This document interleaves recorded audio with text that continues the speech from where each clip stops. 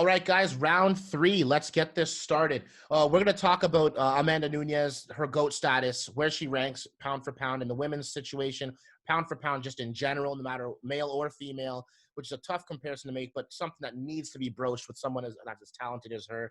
And then we'll talk a little bit about the straps and what's going to happen there. So first and foremost, Amanda Nunes just destroyed, as usual, steamrolled our fellow Canadian, Montreal's own Felicia Spencer. Phenom was dominated from bell to bell. Had a hematoma. Anytime you see a hematoma come up and it's rivaling that of Mark Hominick from way back in the day, I mean, it's just, you feel for the person. Felicia Spencer is tough as nails with Cyborg gone, who she went the distance with, and now Nunes. If Nunes wasn't here, I think Felicia Spencer would be the champion just based on her toughness alone. That being said, toughness does not win you anything but a merit badge here. At the end of the day, Amanda Nunes absolutely destroyed the competition. What's even next for her? She got a kid on the way. I don't know if we're going to see her in the next year. Which belt does she defend? A few questions here. What do you want to start with here, though? Well, I mean, praise be to the GOAT, Amanda Nunes, right? She deserves her own segment here because, you know, just the utter dominance that she puts forth in the past, couple of years since she really started to take over, right? She even addressed the criticism after a fight. She's like, hey, just by the way, I don't want anyone saying that I can't go 5 rounds. That's a thing of the past. I can go all night long and, outclass everyone. Let's start with just Sunday night, for example, or Saturday night, for example. She beat the brakes off Felicia Spencer, like you said, from bell to bell. Felicia Spencer was, I guess, the best that the division had to offer, but boy, it sure didn't look like that. When you have someone and you're saying, listen, her only chance to win is to get her down and submit her. All right, well, Nunes is also a black belt, right? And she's worlds better on the feet. Like, no matter what the betting odds were, they weren't distant enough. It should have been higher because Nunes was never, ever, ever in a million years going to lose that fight. There's a minus 600 favorite. Right. And what the UFC does is obviously at a lot of the times what they do is they try to really hype up the challenger, because what happens is you either have them be beaten, which makes your champ look good, or if they win, then they take over. I don't think that this did anything for Amanda Nunes, right? Like, beating this contender, no offense to Felicia Spencer, but it didn't look, when Amanda Nunes is beating her at her own game, taking her down, beating the lights out of her on the ground, almost submitting her, really just narrowly, escaping, just saved by the bell at the end of round 4 from the rear naked choke. Amanda Nunes is the GOAT. And I think where you and I should start with this is really just talking about this. We were talking off camera before about, how dominant the female champions are, right? Zhang Weili, Shevchenko, Nunes. I would like to propose this question: who loses their belt first? Because you have such margins of excellence here, where Nunes is dominating two divisions, right, and effortlessly. Shevchenko is running absolutely wild at 125, right? Like, that division was built for her so that she could. I actually feel bad when she fights at 125. I'm like, oh well, no, it doesn't matter. It doesn't matter who she's fighting. She's gonna murk them. And then Zhang Weili at strawweight is, she had a pretty competitive fight, I guess, with Joanna not long ago, but she's a pretty dominant champion too. So I'll ask you this: who do you think loses their belt first?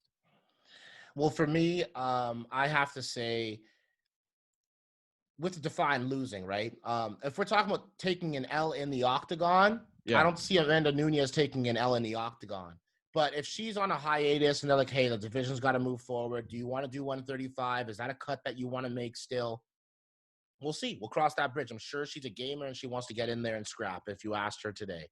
Right. After a kid and after all of that and having to defend 2 belts, these things are subject to change. With that being said, Weili Zhang, she's the most fresh face of dominance, if you want to call it that. Although it was a very competitive fight, if somebody is going to lose, I would have to, in the Octagon, I would have to say it would be her first. Shevchenko's not going to lose. The 125ers. She's not taking any L's over there. So I think she's the least likely in terms of just having one belt, one responsibility, and just destroying and being the GOAT at her own respective weight class. We've seen the Shevchenko versus Nunes party before. The weight deficit is just too much for Shevchenko to overcome. She's a 125er, and if anything, Nunes is a 145er. But So she doesn't lose by much, man. Like she no, narrowly loses, and it's only because you have to figure, okay, she's maybe fighting too big of an opponent, right? Like if they were both the exact same size, I'd probably give the edge to Shevchenko because, oh my God, like just you look at pound for pound, right? Like what she does to the women in her division is what John Jones does to the, you know, the old John Jones does to the guys at 205, where she's just so dominant within her division. But, you know, maybe, especially given how her fights with Nunes have gone, might be a little hesitant to move up to 135 and try to challenge for that belt as well. That being said, I do think that it's a little bit easy to say, oh, Zhang Wei Li will probably lose her belt first because of how competitive the fight with Joanna was.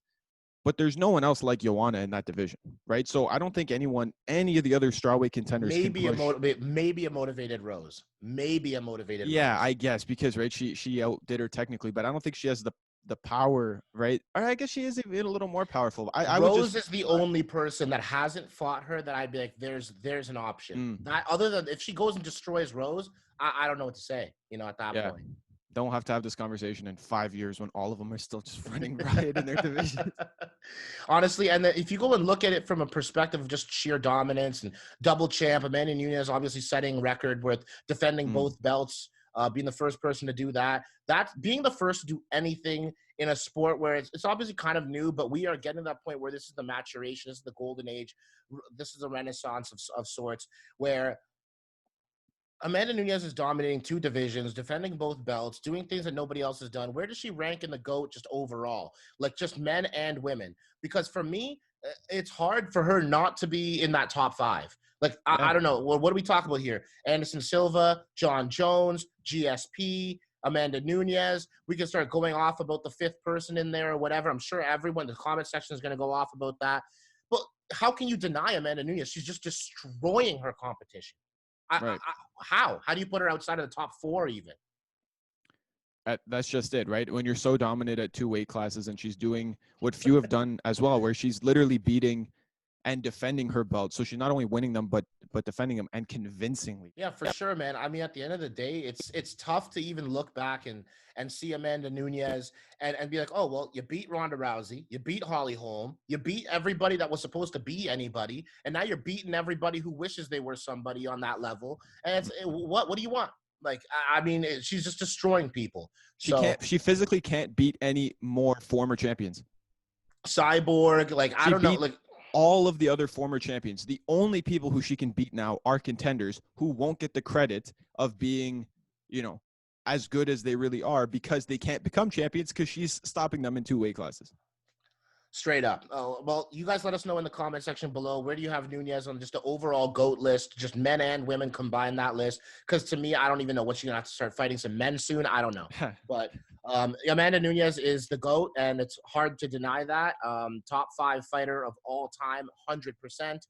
Let us know how you feel about that. And that concludes round number 4.